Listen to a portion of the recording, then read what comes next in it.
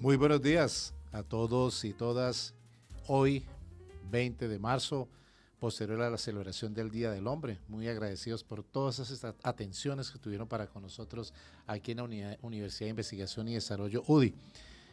Importantísimo saber que en nuestro segundo programa nos encuentra un ramillete de bellas damas profesionales, empezando por la profesora Cristina, quien coordina la emisora, y qué bueno contar con la presencia de connotadas juristas. Hoy la doctora Carmela Ordóñez, directora del consultorio jurídico de la Universidad UDI. Ella nos va a hablar sobre la importancia de lo que es el consultorio jurídico, cómo está articulado, qué papel preponderante desarrolla para la universidad como un estamento relevante, importante para los futuros abogados y para la sociedad, quienes acuden al consultorio jurídico a presentar esas consultas, esas inquietudes que tienen y que obviamente a través de la gratuidad la universidad ofrece a la comunidad de Santander y de sus alrededores. Ella es especialista de la Universidad Externado de Colombia, abogada, una persona que es insignia en el consultorio jurídico por sus conocimientos, por su emprendimiento, por su trato a los estudiantes, por todo aquel bagaje que le acompaña para poder direccionar un departamento tan importante como lo es el consultorio jurídico. Ella nos disertará hoy acerca de la importancia del mismo, de la experiencia que tiene alrededor de esa gestión, que muy bien es aplaudida por los educandos y las directivas de la institución. Le damos una cordial bienvenida a la doctora el día de hoy. De igual manera, tenemos presente también a la doctora Andrea Paola Becerra Hernández como coordinadora del Semillero de Investigación SINJUR, y al lado de ella nos acompaña hoy también el monitor del semillero Javier Enrique Montes Telles, y no podemos dejar de lado también en complemento que tenemos hoy de que participen investigadores connotados a nivel nacional y de la universidad del grupo Yemer Inventan, pues nuestro investigador Manuel Moreno García, quien hoy nos va a presentar esa propuesta investigativa sobre la independencia del Poder Judicial y su relación con la relación democrática de jueces en México. Asimismo, nos aceptó la invitación quien está presente ya aquí con nosotros, el magíster doctor Giovanni Andrés Bernal Salamanca, desde Medellín, connotado jurista, experto en derecho comercial, quien nos va a hablar acerca de la insolvencia del comerciante y personas naturales. Y de igual manera, el doctor Leonardo Huerta Gutiérrez es defensor nacional de salud, connotado también abogado, persona investigadora, abogado y filósofo, con varias especializaciones, quien desde la distancia también nos va a acompañar. Siendo esta la presentación de estos respetables invitados, paso a darle la palabra a la doctora Ordóñez para que ella nos diserte acerca de la importancia del consultorio jurídico y de esa experiencia que le acompaña. Realmente, de acuerdo a conversaciones con muchos estudiantes y los mismos padres de familia, ven en el consultorio jurídico una herramienta esencial y fundamental para cimentar las bases en el futuro ejercicio profesional con la comunidad, para lo cual se preparan en la Universidad de Investigación y Desarrollo. Bienvenida, doctora, y muchas gracias por aceptar la invitación a este espacio académico llamado Hablemos de Investigación Jurídica. Muchas gracias a usted por la invitación, doctor. Bueno, para iniciar, con CES, Carmela Quiñones, bueno, inicialmente el consultorio jurídico es una idea que se trae desde Yale, ¿sí? Hablamos de los años 70, cuando se implementa acá en Colombia también, en ese interregno de los años 70 a 80. Entonces, puntualmente usted me habla de la investigación, ¿verdad? Bueno, consultorio jurídico dentro de la 2113 de 2021, que es la ley marco que regula esos consultorios jurídicos. Tiene un aspecto fundamental para la investigación que combina la praxis con la teoría, a la cual pues todos como juristas estamos llamados a ejercer, ¿sí? Ya sea desde el litigio, es decir, primera línea, quienes somos litigantes, y también ustedes como investigadores que muchas veces también pueden llegar a moverse en temas contenciosos. Esta clínica jurídica nos permite desde diferentes aspectos y usando una herramienta tan poderosa como es el litigio estratégico, realizar investigaciones y no solamente investigaciones, también dinámicas pedagógicas con ya sea estudiantes de la institución educativa, llamada así según la ley, también con estudiantes de colegio, de instituciones de educación media, realizar dinámicas para, primero, adentrarse en cuáles son sus derechos, ¿sí? Porque muchas veces ellos lo ven en dinámicas de ciencias sociales, pero no están conscientes de cómo ejercerlos. Claro, es tedioso de pronto para un adolescente que apenas está descubriendo el mundo y está descubriendo su personalidad, pensar en un tema tan ladrilludo, ¿sí? Como es el derecho. Sin embargo, desde aspectos cotidianos, nosotros en dirección de consultorio jurídico, mancomunadamente con la asesora que nos acompañaba y la doctora Andrea y demás asesores, que tenemos un grupo bastante capacitado para llevar estas situaciones, programamos con temas novedosos a esos adolescentes esas réplicas de conocimiento. Entonces se les hace dinámicas. Ejemplo, delitos cibernéticos, el tan famoso sexting, ¿sí? Que ya pues han habido desafortunadamente varios casos donde se involucran adolescentes pues desde su inmadurez, pero que alguien sea inmaduro no significa que no sea sujeto de un sistema penal, que en este caso es el sistema penal de infancia y adolescencia, por ejemplo. Si bien no asumen una responsabilidad como adultos, sí tienen unas sanciones proporcionales pues a su nivel de madurez en ese momento y pues se les va por lo menos con dinámicas o con ejercicios demostrando efectivamente que no es realizar acciones y que no haya consecuencias. Hey, hay una consecuencia jurídica, así seas un adolescente o tus padres responden civilmente. Todo ese bagaje, sí, que pues inicialmente tenemos nosotros como abogados, se les transmite a través de estudiantes de derecho que son más cercanos en edad, porque hay que tener también en cuenta el grupo etario, ¿no? Entonces, efectivamente, no es de una investigación científica como tal, ya es una capacitación pedagógica, pero se inicia a implantar una semilla. Yo estoy sometido a un sistema jurídico. Y en muchas ocasiones, esas charlas dan paso a descubrir cuál es la verdadera vocación. Hace unos 2, 3 años, pues yo venía siendo docente, yo he sido docente de colegio y he sido docente pues de instituciones de educación superior.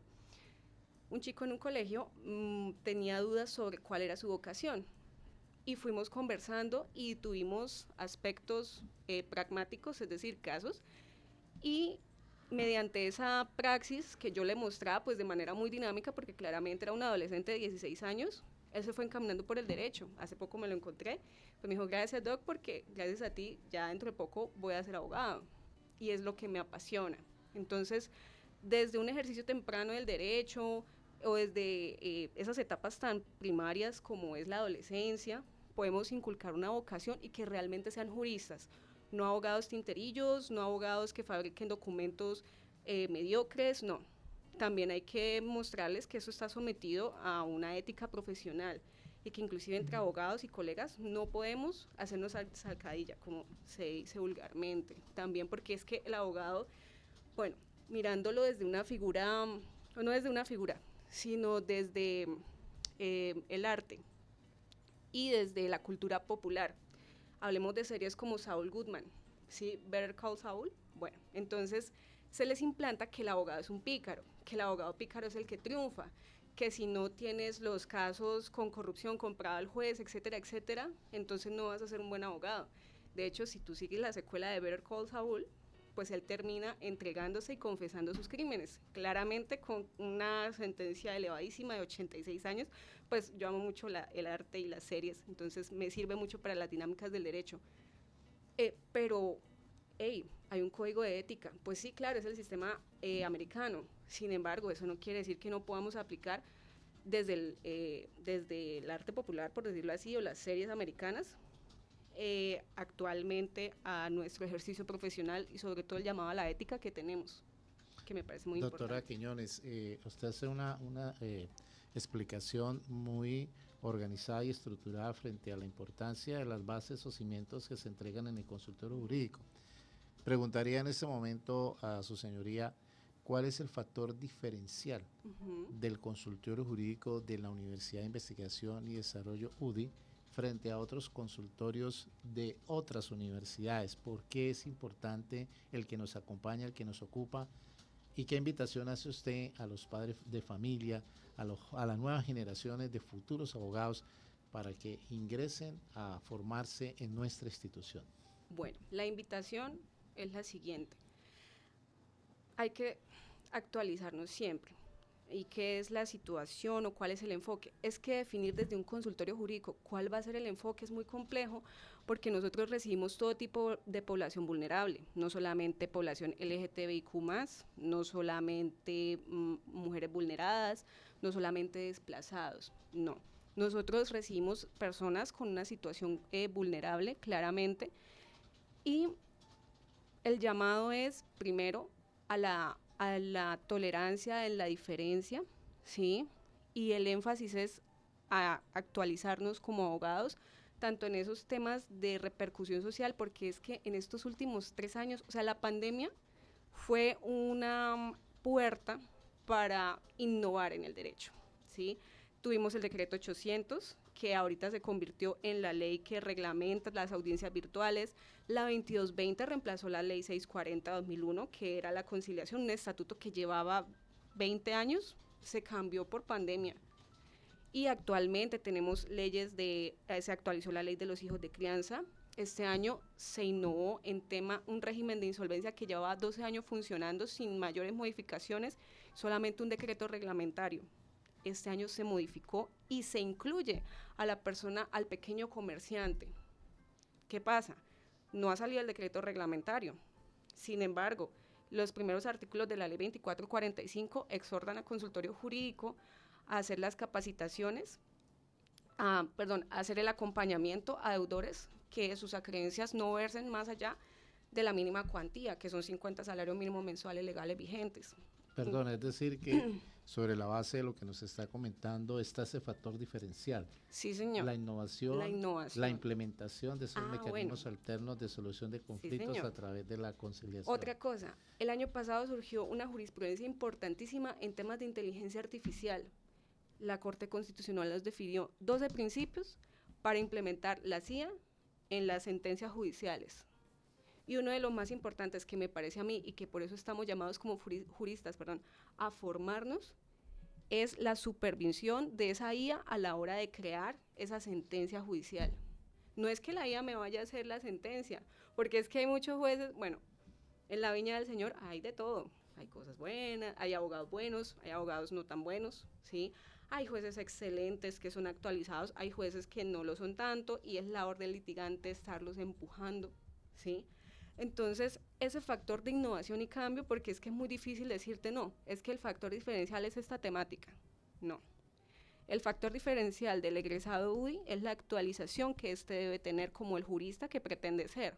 Como reitero, no estamos formando tinterillos, no estamos formando abogados que le hagan zancadilla a su colega en un juicio o en algo tan no elemental, porque la conciliación extrajudicial tiene una estructura ya muy procesalista en esta última ley 2220, pero no es un escenario judicial, ¿sí? Entonces, formarlos desde esos primeros escenarios previos a un litigio contencioso y que tengan esa ética desde esos espacios tan primarios que parecen al principio, porque todo el mundo dice, ay no, pero es que las conciliaciones, y eso lo he escuchado también de abogados desafortunadamente, dicen, ay, pero es que, ¿para qué citan una conciliación si las partes no van a llegar a un acuerdo?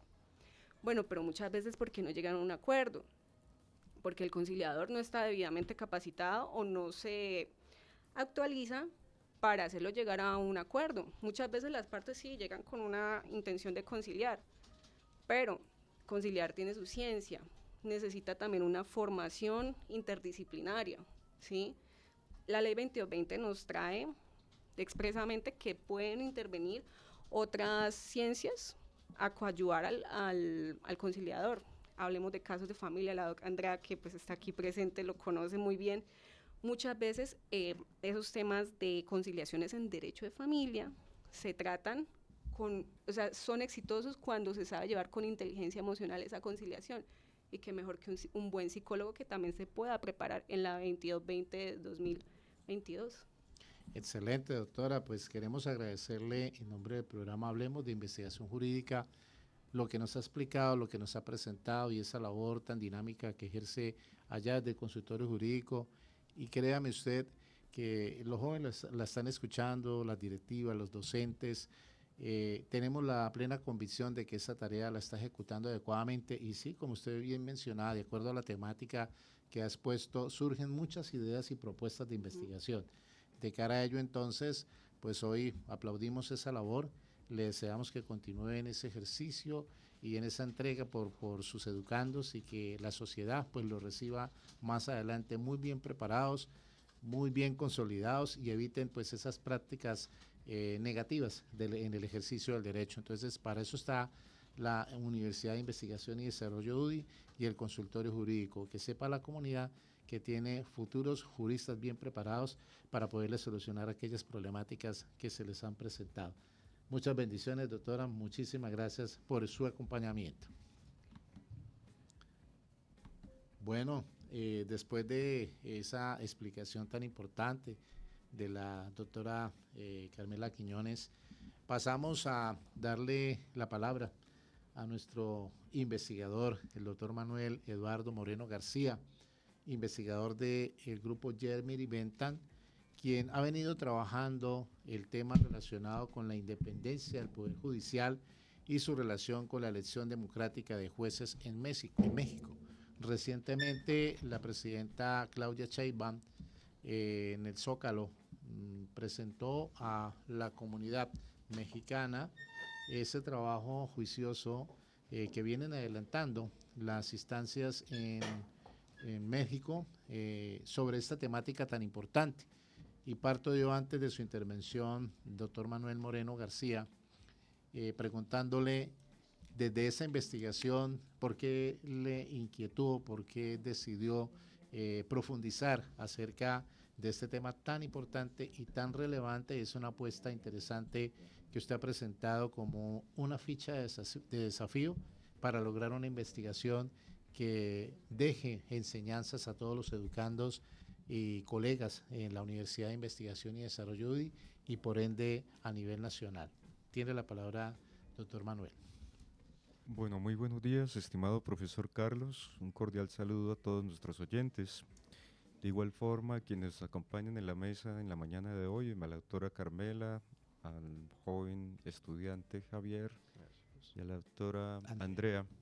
Igualmente, extender el saludo a nuestra coordinadora digital, la profesora Cristina. Y de manera también extensiva, envío un agradecimiento a la Universidad de Investigación y Desarrollo, quien nos ha permitido realizar este espacio en la mañana de hoy.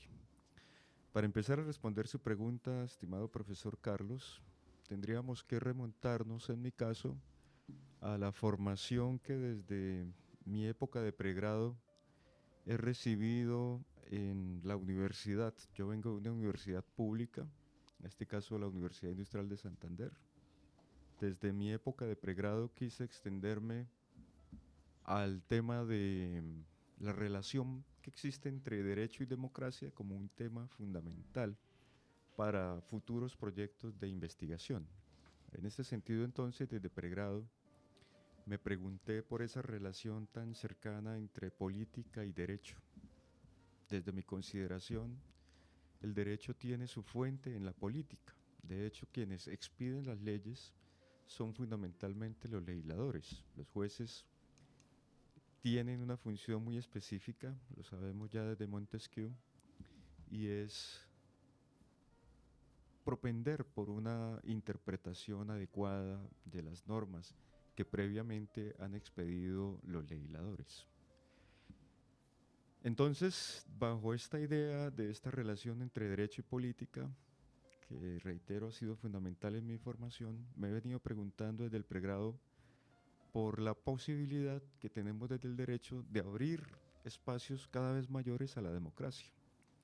Entonces, desde mi época de pregrado tuve la oportunidad de trabajar una propuesta que se tituló El superacionismo penal, cómo buscamos alternativas, proyectos de participación ciudadana que permitan una mayor legitimidad de las decisiones judiciales, principalmente en el campo penal. Posteriormente, en mi época de maestría en hermenéutica, tuve la oportunidad de investigar sobre una figura muy importante que pienso estamos en mora de volver a implementar, y es la figura del jurado de conciencia. Los jurados de conciencia, que es una institución que nos acompaña en nuestro país desde 1821, fue desmontada en 1989, al parecer por condiciones de seguridad, pero que en la actualidad reposa como institución y proyecto político en el artículo 116 de la Constitución Política de 1991. Fue una modificación que se realizó en el año 2002. Y ahora, bueno, desde el año pasado realmente, he estado trabajando en el tema de analizar cuáles serían esas fuentes a partir de las cuales los jurados de conciencia podrían tomar sus decisiones.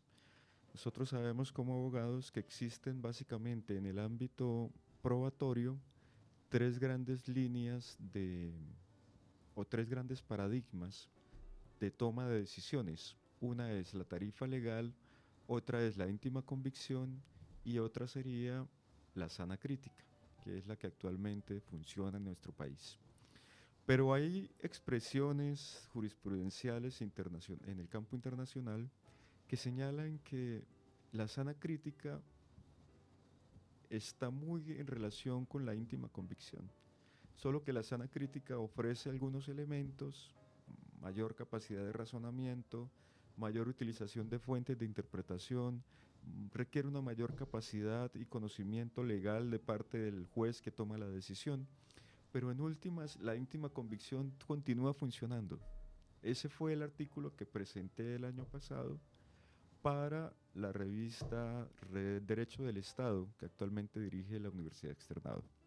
Entonces, continuando con esa línea de una mayor ampliación de la democracia dentro del campo jurídico, he querido este año dedicarme a investigar una propuesta que a mi parecer es importante, fundamental, y va en esa misma línea que siempre me ha preocupado, y es la propuesta que actualmente se hace desde México. Como usted bien lo refería, en días pasados la presidenta Claudia Sheinbaum de México señaló que próximamente para el mes de junio se estará llevando a cabo la convocatoria para que los jueces o quienes deseen ser jueces en un país como México se presenten a elección, a voto, a que los ciudadanos puedan elegir quiénes van a ser los jueces que los van a direccionar en sus diferentes procesos. Pienso que es una discusión que puede traerse de la mano de la anterior, la de los jurados de conciencia y la elección democrática de jueces, y que podríamos en nuestro país dar una discusión acerca de la conveniencia o no de ese tipo de instituciones y de propuestas. Qué interesante, doctor Manuel, lo que expone usted acerca de esta temática que obviamente puede generar muchas controversias, sobre todo pues para quienes ejercen esa función de jueces, de magistrados, que en nuestro país pues podemos ser un referente y somos un referente de esa idoneidad, de esa ética que le acompaña a nuestros servidores públicos allá en esas instancias tan importantes. Lo cierto es que son temas que se vienen discutiendo, no solamente en México, sino en otros escenarios como Bolivia, sugerencia que en días pasados nos hacían las directivas en esas disertaciones acerca de las fichas de desafío, y que hoy usted pone en la mesa esa investigación, ese trabajo que viene adelantando y de manera responsable, pues académicamente está ahondando en el mismo, dejando una inquietud. La investigación en parte lo sabemos desde una pregunta, problema, desde una idea de investigación y desde un constructo para poder establecer si en Colombia realmente estamos preparados o no para ese escenario y ese paso que próximamente, usted lo acaba de exponer, va a dar México, como lo manifestó la presidenta Sheinbaum. Entonces creo que es algo cultural también, es algo académico a la par de lo cultural, para poder entender si esas prácticas, digamos, jurídicas, se pueden adelantar en nuestro país. Si esos mecanismos constitucionales, que es la consulta popular, permita que en nuestro país se tomen ese tipo de decisiones. Entonces, dejamos en usted, doctor Manuel, que es el que impulsa esa investigación. Quedamos con esa inquietud, quedamos con esa duda intelectual de saber hasta dónde su investigación puede tener asidero en cuanto a este procedimiento que usted está estudiando y que genera, vuelvo y repito, mucha inquietud a nivel de la investigación. Bueno, muchísimas gracias, apreciado profesor Carlos. En efecto, usted menciona algunos temas que ya fueron discutidos, incluso al interior del grupo Jeremy Bentham, que actualmente dirige el espacio de discusión jurídica dentro de la Universidad de Investigación y Desarrollo. Espacio que además está acompañado de la presencia de los estudiantes. Esa sería una característica, por ejemplo, fundamental de esta construcción de investigación. Esto tiene muchos canales que se van retroalimentando y a partir de los cuales vamos construyendo las diferentes discusiones. Ahora, quisiera apuntar a algo, y es que en mi segunda maestría, esta vez ya en filosofía, tuve la oportunidad de trabajar la obra de un autor colombiano llamado Estanislao Zuleta, y allí quise trabajar en el campo filosófico 3 grandes líneas de investigación muy generales pero muy relacionadas en el pensamiento de este filósofo. En primer lugar, la pregunta acerca de qué es el derecho, la respuesta o una respuesta, una posible acercamiento a la respuesta de qué es el derecho, su relación con la democracia y su vinculación con el Estado. Y la conclusión a la cual llegué en esa segunda investigación es que en un país como Colombia, los canales de participación democrática deben abrirse cada vez más. Estanislao Zuleta decía que hay una discusión muy clásica, desde los griegos hasta nuestros días, que pasa por la necesidad de la democracia. ¿Quiénes pueden participar o no en esos campos de discusión democrático? Se necesitan de personas que estén ultra especializadas o hiper especializadas en diferentes temáticas y derivan su legitimidad solo del conocimiento que poseen, o más bien parecería que la democracia es un espacio de participación de los ciudadanos y que, como lo decía este filósofo, la democracia no es otra cosa sino la cátedra in vivo de los pueblos, el espacio en donde las personas van, discuten, dialogan, plantean sus diferencias, porque hay que reconocer algo, profe Carlos, y es que el conflicto es consustancial a toda relación humana. Yo diría que lo importante de esos conflictos es que esos conflictos no deriven en situaciones como las que estamos viviendo hoy en día. Y es que cualquier diferencia la intentamos tramitar solo por los ámbitos de la destrucción, del daño, de causar lesiones al otro. Entonces necesitamos abrir los campos democráticos para que aprendamos a discutir, a dialogar, a reconocer nuestras diferencias y que esas diferencias no sirvan de excusa para matarnos entre nosotros. Hay que aprender a dialogar y a reconocer que el diálogo puede ser una manera muy provechosa de reconocer las diferencias, como lo decía la profesora Carmela, y de entender que ninguna diferencia, por muy fuerte o impactante que pueda ser en nuestra relación, sirva de excusa para entonces terminar eliminándonos físicamente. En ese sentido, entonces, y retomando un poco su consideración, yo diría que es entendible que exista un cierto temor a que la democracia se extienda a un campo aparentemente tan cerrado como el judicial. Nosotros tendemos a asociar democracia con poder legislativo y con poder ejecutivo, pero casi nunca nos preguntamos cómo funciona la democracia participativa, que es una institución central de la Constitución del 91 en ámbitos como el judicial. Porque según dice la Constitución del 91, la democracia participativa debe ser un elemento integral y transversal a todo el funcionamiento de la función pública, del poder del Estado. El Estado social de derecho tiene como fundamento el principio de dignidad humana, pero también de democracia participativa. dignidad humana en lo individual, en lo personal y democracia participativa en lo social. Entonces, la pregunta que está de fondo en mi investigación y que lo sugiero tengan en cuenta nuestros oyentes es cuáles son los espacios de democracia participativa que necesitamos construir en ese ámbito de la rama judicial.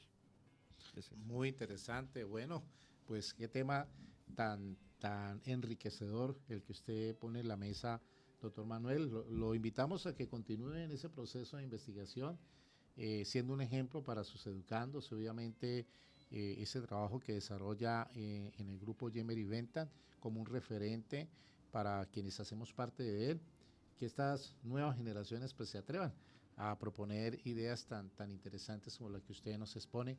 Muchísimas gracias por su intervención el día de hoy.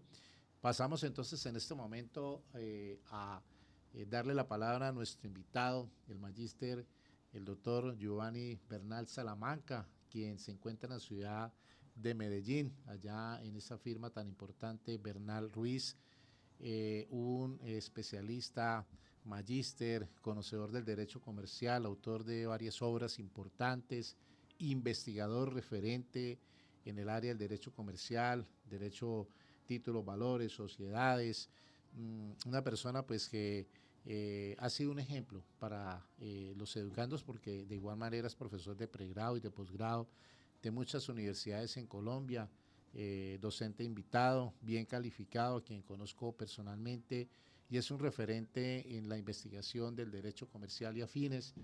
Doctor Giovanni Bernal, realmente le agradecemos la deferencia de haber atendido este llamado y que hoy nos va a ilustrar sobre un tema también muy interesante y es el relacionado con la insolvencia de los comerciantes y de las personas naturales, que partiendo desde la intervención de nuestra doctora Carmela Quiñones desde el consultorio jurídico y en quienes ejercemos el litigio del derecho nos preguntan ¿y qué hago para poder realizar el procedimiento de insolvencia, ya sea como persona natural o cuando tengo una empresa, una microempresa? Entonces, doctor Giovanni, bienvenido, un caluroso abrazo desde la distancia. Los micrófonos son suyos en este momento.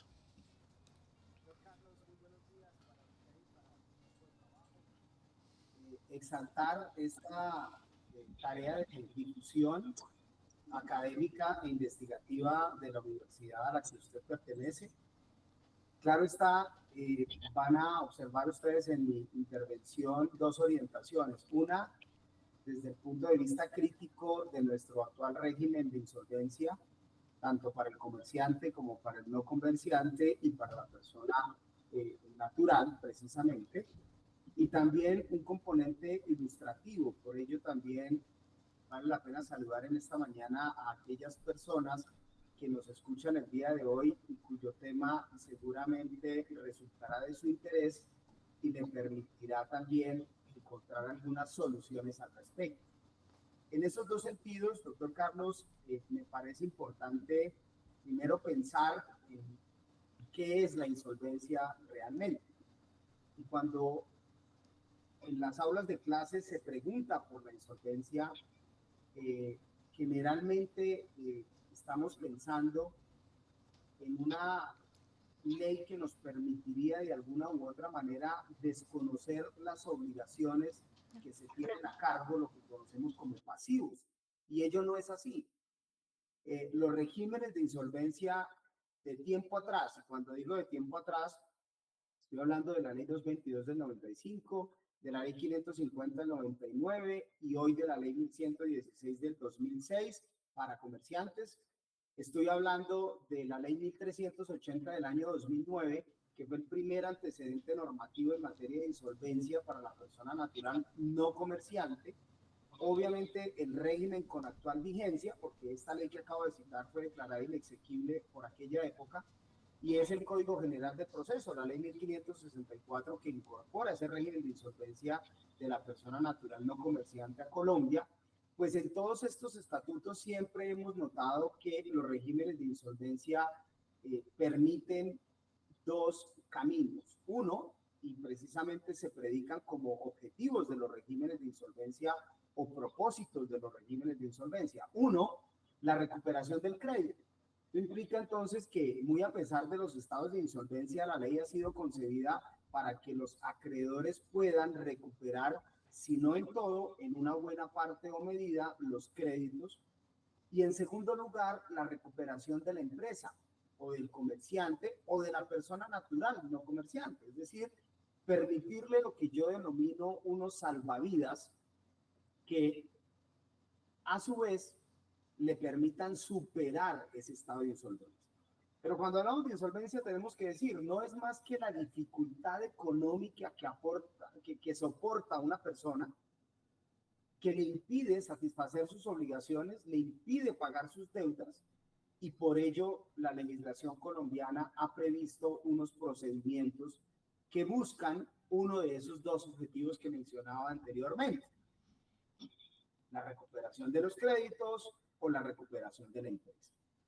Si entendemos que todas las personas naturales o jurídicas, es decir, Juan Roberto en su rol de trabajador, así como Cementos Argos como gran empresario, así como esa nueva categoría que hoy tenemos y es el pequeño comerciante, todos podemos sufrir estados de insolvencia o estados de incapacidad de pago de nuestras obligaciones.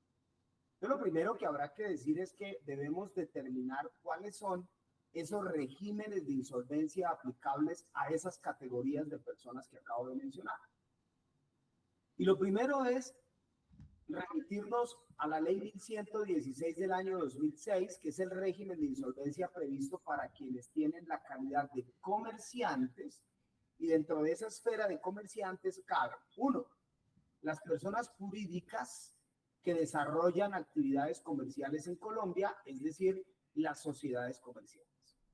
Sociedades anónimas, sociedades de responsabilidad limitada, hoy por hoy con total auge y con mayor frecuencia en su constitución, las sociedades por acciones simplificadas SAS, también caben allí las empresas unipersonales, etcétera, etcétera. Es decir, que ese régimen de insolvencia está previsto para ellas. Pero asimismo, tenemos un régimen de insolvencia para una categoría de persona natural que tiene la calidad de comerciante. ¿Y por qué digo para una categoría? Porque entonces, apenas en febrero del mes pasado, se sancionó la ley 2445, y es una ley que modificó el régimen de insolvencia de la persona natural no comerciante. Entonces ahí nos abre a categorizar hoy a quienes más pueden acogerse al régimen de insolvencia del comerciante, porque nos divide el comerciante persona natural en dos categorías. Una, el gran comerciante, digamos que por antonomía lo que nos dice la norma, y otra, el pequeño comerciante. Entonces, ¿quién es pequeño comerciante? Una persona que tenga dentro de sus activos en Colombia no más de 1.000 salarios mínimos mensuales legales vigentes, con una particularidad: dejen por fuera de los 1.000 salarios en ese conteo de sus activos, uno, el valor de su vivienda, y dos, el valor del vehículo que utilice eventualmente para el desarrollo de su actividad comercial.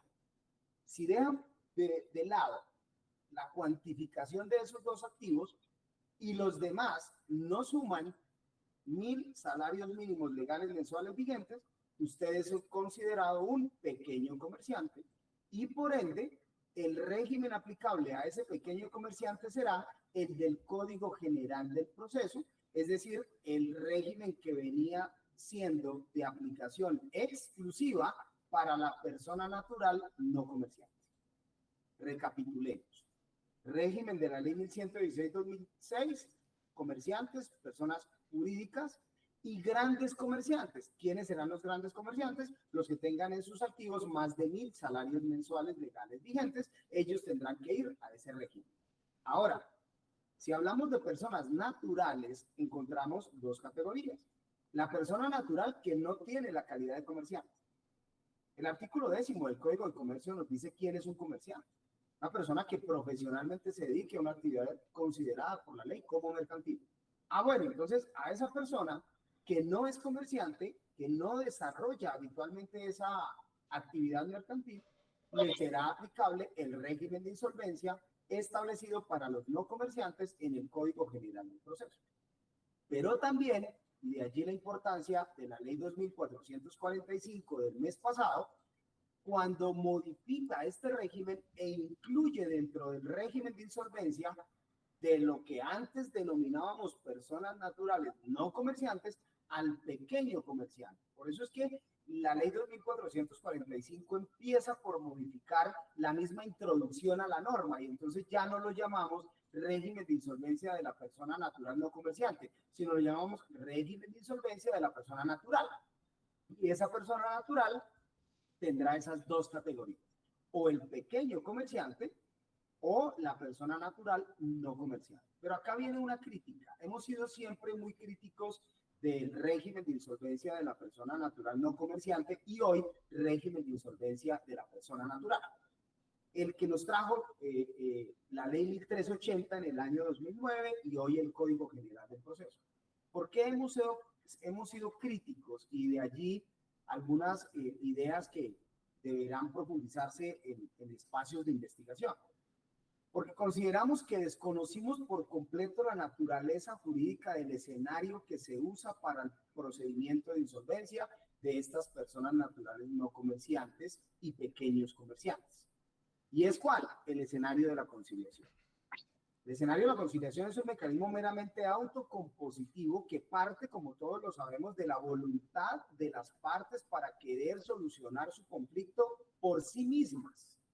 Si ello es así, ¿cómo es que logramos concebir normas como ocurren hoy en el régimen de insolvencia del Código General del Proceso, repito, para las personas naturales no comerciantes y pequeños comerciantes, en donde un conciliador, por ejemplo, tiene facultades propias de un mecanismo de heterocomposición, como ordenar que se reconecten los servicios públicos del deudor que está padeciendo la insolvencia, como ordenarle a un juez de la República que suspenda procesos ejecutivos y los remita al trámite de insolvencia.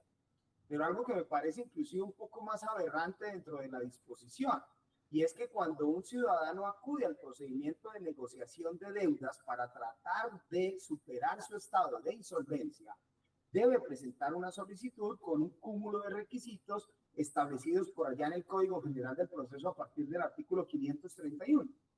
Pero cuando el conciliador advierte que esa solicitud adolece de algunos de tales pedimentos, requisitos o formalidades, debe inadmitirla, y viene aquí la aberración, que esa inadmisión o esa inconformidad en la solicitud es susceptible de un recurso llamado reposición ante el mismo conciliador. O sea que el conciliador resuelve recursos de reposición. Y vemos que ahí hay una connotación pura de un mecanismo de heterocomposición, pero vayamos más allá de lo que la norma nos dice. El éxito, y aquí están los expertos en conciliación, la directora y demás, el éxito de la conciliación está en que el conciliador se muestre neutral, imparcial y empático con las partes para lograr superar el conflicto que las aqueja.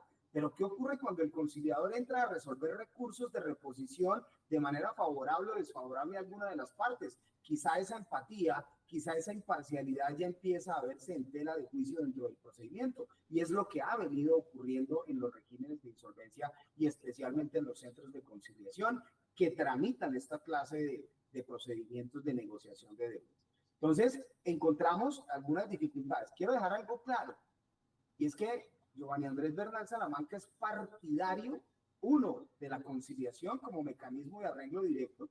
No en vano, ocupamos puestos finales dentro de los sistemas de administración de justicia. Tenemos de las peores justicias del mundo, las tiene Colombia. Entonces, no en vano, estamos ubicados allí y por ello hay que buscar un escenario llamado conciliación y estoy convencido de que así sea.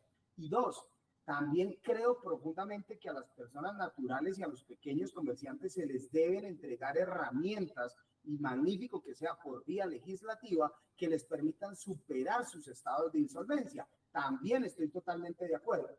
En lo que no estoy muy de acuerdo es que el escenario que se haya utilizado para un trámite donde se discute, por ejemplo, la naturaleza del crédito, la indexación de las cifras, la tasa de interés aplicable, etcétera, sea llevado a un escenario de conciliación.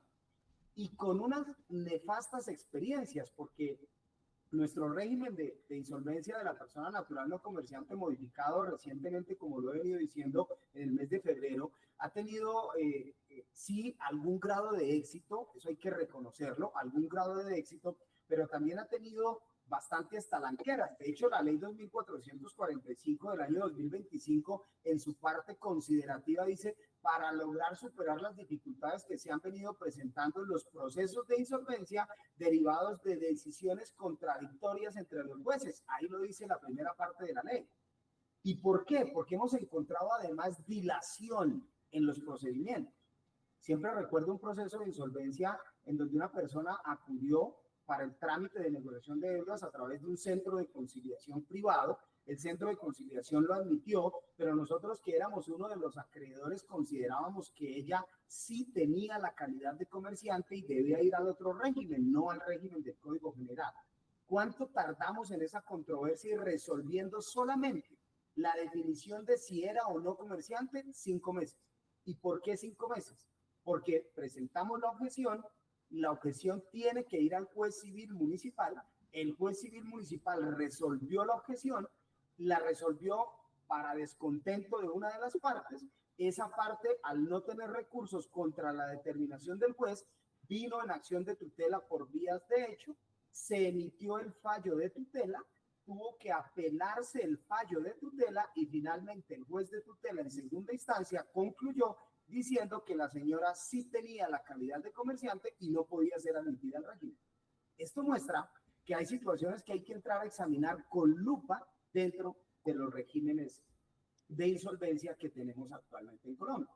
No es un secreto tampoco que los regímenes de insolvencia para los comerciantes, es decir, el que trae hoy nuestra ley 1116, también ha mostrado bastante dilación, demora, pero sobre todo falta de legitimidad en la población. No lo aceptamos, no lo queremos. ¿Por qué? Porque se dilata, se difiere en el tiempo, se evaden las obligaciones, se presta para fraudes, o si no, preguntémonos por qué hemos tenido 4 regímenes de insolvencia, por lo menos en lo que a mi formación respecta.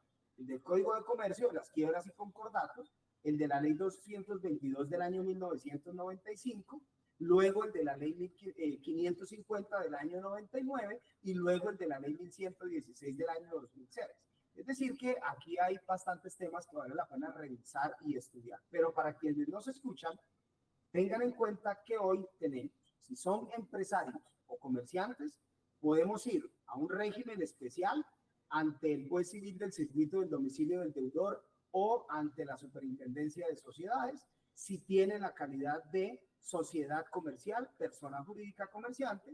2, si se considera un gran comerciante, es decir, tiene más de 1.000 salarios mínimos legales mensuales en sus activos y desarrolla actividades comerciales, allí irá a ese régimen. Y 2, si usted es un pequeño comerciante o adicionalmente una persona natural no comerciante, también tiene un régimen que le ayuda a superar la dificultad económica que padece y que le generó una insolvencia, y es el del Código General del Proceso, con algunas normas que han venido complementando o modificando.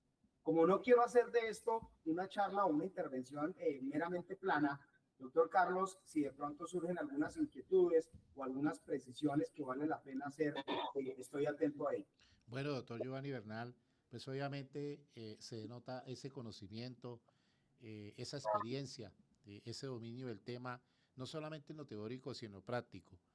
Como inquietud es manifestarle y preguntarle a su señoría qué invitación le hace a los investigadores de nuestra institución, Investigación y Desarrollo, UDI, en el sentido de que los proyectos de investigación que se encaminan en diferentes áreas del saber tienen aquí una apuesta para profundizar en estos aspectos tan relevantes, y muchos empresarios, microempresarios de Santander, de Bucaramanga, que van a escuchar esta disertación, pues obviamente han recibido unas orientaciones muy precisas y puntuales y sobre todo muy actualizadas sobre este tema que asalta muchas inquietudes.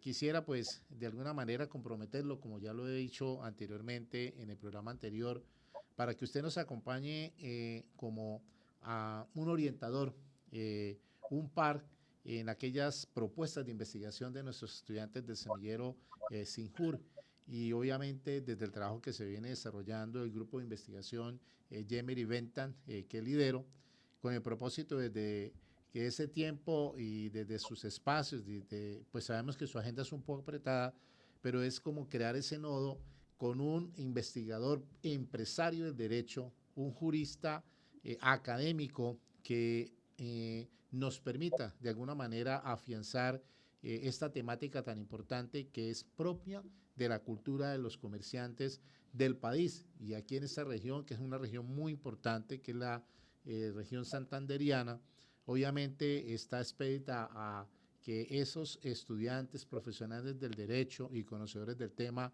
les permitan solucionar esas inquietudes que les acompañan. De igual manera, las personas naturales que consultan, como bien lo decía nuestra directora del consultorio jurídico, acerca de esos temas tan importantes. Entonces, ante todo, agradecerle, doctor Giovanni, su presencia el día de hoy. Es muy importante lo que ha manifestado y nos deja realmente una enseñanza válida para el ejercicio del derecho en temas tan relevantes.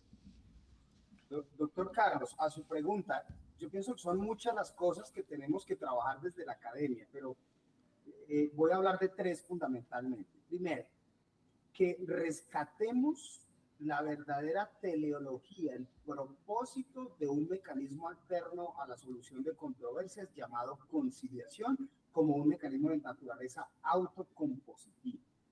Es decir, que examinemos e investiguemos si con las normas actuales de insolvencia para ser tramitada en escenarios de conciliación, realmente se está desnaturalizando o no la conciliación como mecanismo de autocomposición. Esa es la primera tarea de la academia. Segundo, me parece fundamental que examinemos en los dos regímenes de insolvencia que tenemos, en esos dos grandes escenarios que traté de ilustrar, el porqué de la falta de eficacia en esos regímenes. Muchos deudores evadiendo obligaciones, escudándose en el régimen de insolvencia, muchos acreedores renunciando, si no en todo, en una parte a sus acreencias dentro de los regímenes de insolvencia, y sin lugar a dudas, la dilación en el tiempo por el cumplimiento de los acuerdos entre deudor y acreedores, factores que nos pueden ayudar a determinar por qué no funcionan los regímenes de insolvencia en Colombia como se quisiera. Tercera tarea, la ley 2445 del pasado mes de febrero, que habrá que analizar con rasero. Bienvenida la iniciativa de tratar de llevar al comerciante pequeño a un régimen de insolvencia. Pero no sé si es mi percepción y algunos de ustedes coincidan conmigo, pero hemos venido encontrando que día por día lo que hacemos es descargar en los particulares una tarea fundamental de administrar justicia que le corresponde al Estado. Es decir, saquemos del escenario judicial algunos procedimientos y llevémoslos a los escenarios privados. ¿Será esa la verdadera solución para que no estemos en ese 84 puesto deshonroso como sistema judicial en el mundo a partir de un estudio que hizo el Proyecto de Justicia Mundial recientemente? ¿Será que esa es la solución realmente, sacar esos procedimientos de allá y traerlos a los escenarios privados? Y esta ley me inquieta porque es una ley que al parecer por desconocimiento del legislador en su momento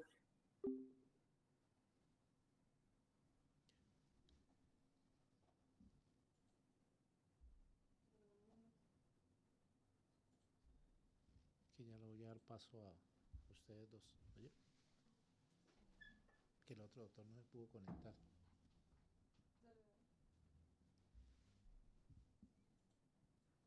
Bueno, nos estaba explicando en resumen el doctor Giovanni Bernal Salamanca acerca de la temática que venía exponiendo en este momento pues queremos articular por un inconveniente en la comunicación y aprovechar la presencia en breves minutos para que nos manifieste la importancia del semillero de investigación SINJUR a través de la coordinación de la doctora Andrea Paola Becerra Hernández, quien pues desde sus estudios como magíster en Derecho Público en la Universidad Carlos III de Madrid y como conocedora de la investigación por sus trabajos que ha realizado para darlos a conocer a través de su gestión en la Universidad de Investigación y Desarrollo UDI, hoy quiso acompañarse del monitor del semillero de investigación Javier Enrique Montes Telles.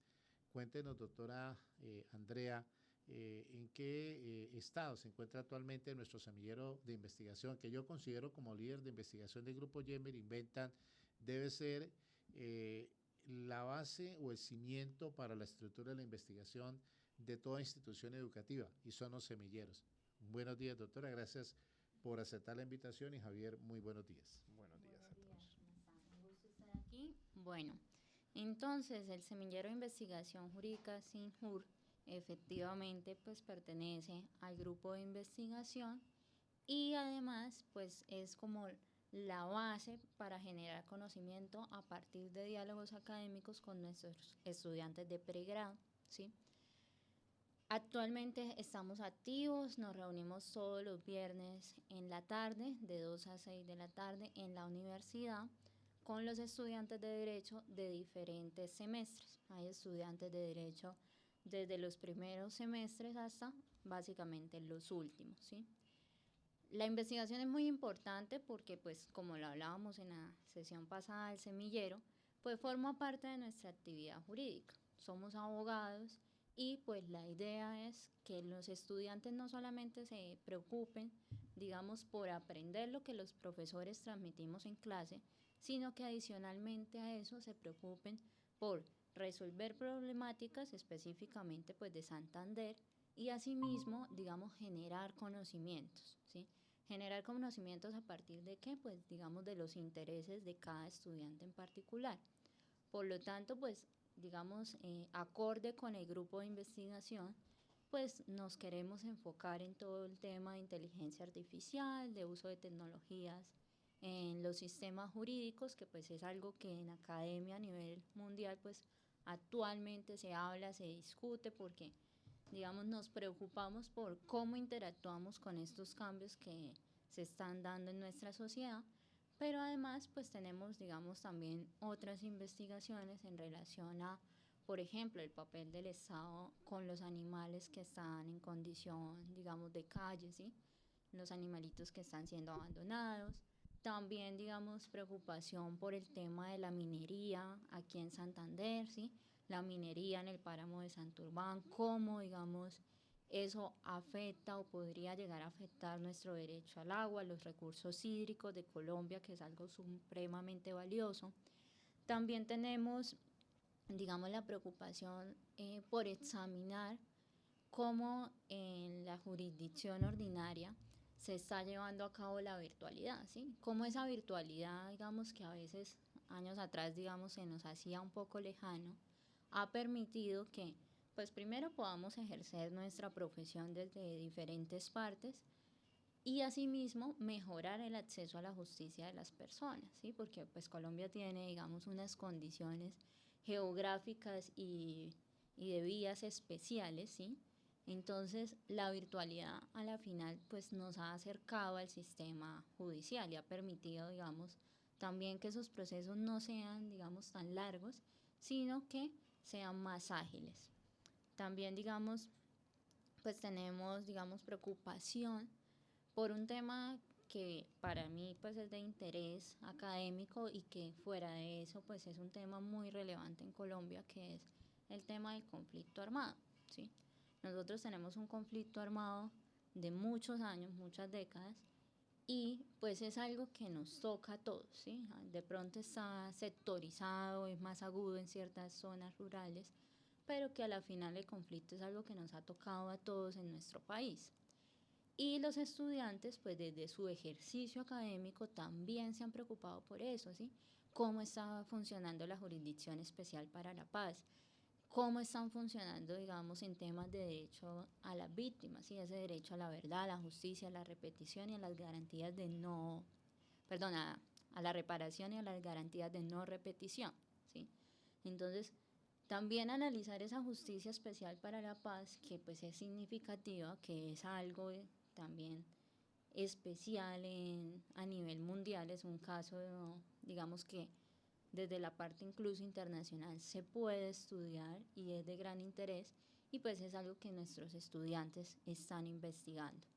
Entonces, pues la invitación es a que todos nuestros oyentes, los estudiantes de Derecho de la UDI, pues que quieran conocer de nuestra actividad, que quieran, digamos, empezar en este mundo de la investigación, pues puedan acudir, nos puedan buscar, los viernes nos reunimos, pues gracias al doctor Carlos Arturo, pues también, digamos, no solamente son discusiones a partir de trabajos previos de investigación, sino que también son enseñanzas de cómo investigar, para qué sirve la investigación, cómo la podemos utilizar no solamente en academia, sino llevarla a la realidad, a nuestro ejercicio profesional, a solucionar problemas sociojurídicos que tengan, digamos, nuestras comunidades cercanas.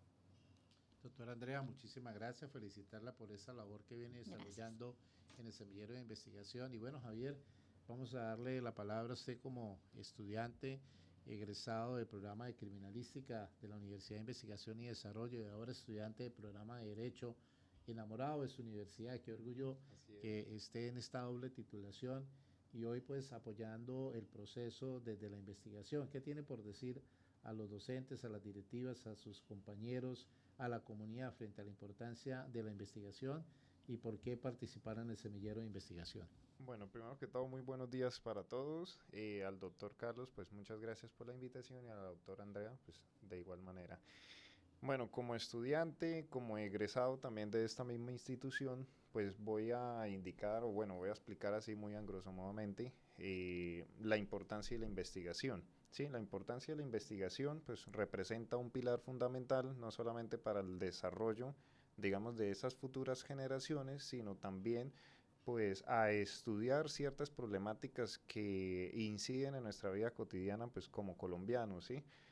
Nos gusta enfocarnos, o bueno, sería lo ideal pues enfocarnos en ciertas temáticas sociales que pues nos ayuden no solamente a entender esa problemática, sino también ayudar a resolver la misma, ¿sí? Proponiendo diferentes mecanismos para a través de la investigación pues ayudar a esta misma a resolverla.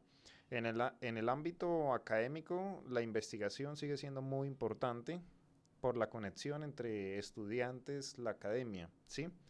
¿Por qué? Porque eso nos ayuda, digamos, a unir esfuerzos para contribuir no solamente para el desarrollo de país, sino también el crecimiento profesional y personal. Entonces, en nuestro grupo de investigación de Derecho estamos trabajando distintas temáticas pues, a nivel sectorial dentro de los grupos de cada semillero, pues con el fin no solamente sino de trabajar una problemática, sino también ayudar a evidenciar científicamente, porque lo que nosotros queremos hacer es construir, digamos, esa evidencia científica que nos ayuden a continuar y a avanzar en estas problemáticas y no quedarnos como país en lo mismo.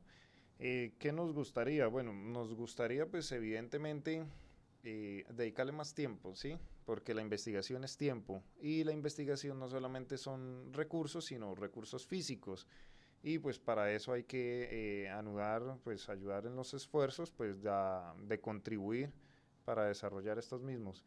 Y por otro lado, pues nos puede servir la investigación, digamos, para ayudar a las etapas de nuestros procesos académicos, ¿sí? Eso con el fin de centrarnos en un solo tema, y a lo largo de nuestra carrera, pues también, digamos, crear ese impacto directo en estos temas. Y la invitación a mis compañeros es evidentemente, pues, que unamos esfuerzos para intentar, digamos, o solucionar esos evidentes conflictos a nivel país, y esa es la intención. y desarrollar ciencia, es esto, desarrollar y desarrollar. Muy interesante, Javier.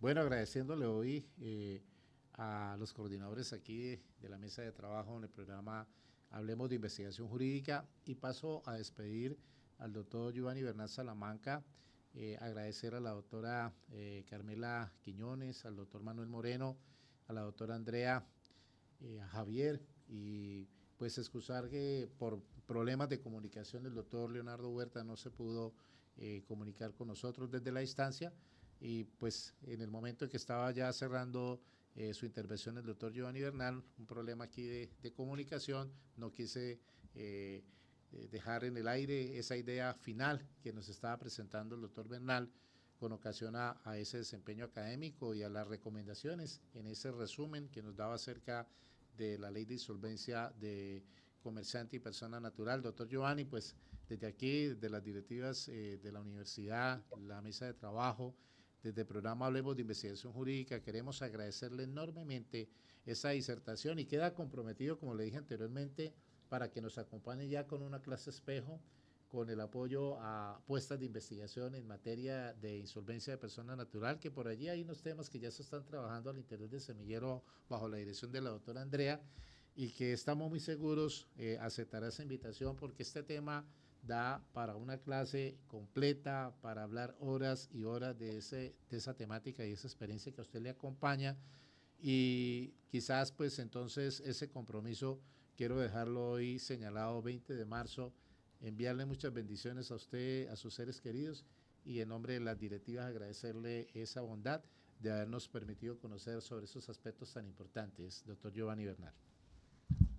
Doctor Carlos, estaré atento entonces a su invitación y llamado, y claro que sí, gustosamente.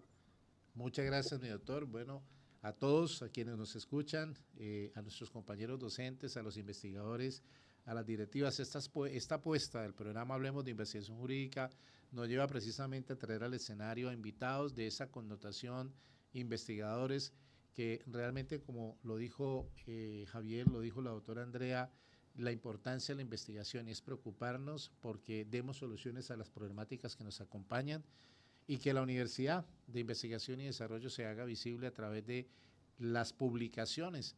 Es una invitación que nuestro señor rector, el doctor Jairo Castro, nos hace, de investigar, de promover, de que se conozca esos artículos publicados en revistas, capítulos de libros, conferencias, eventos, que realmente pues permitan posicionar investigación, porque bien, el nombre de nuestra universidad es Universidad de Investigación y Desarrollo.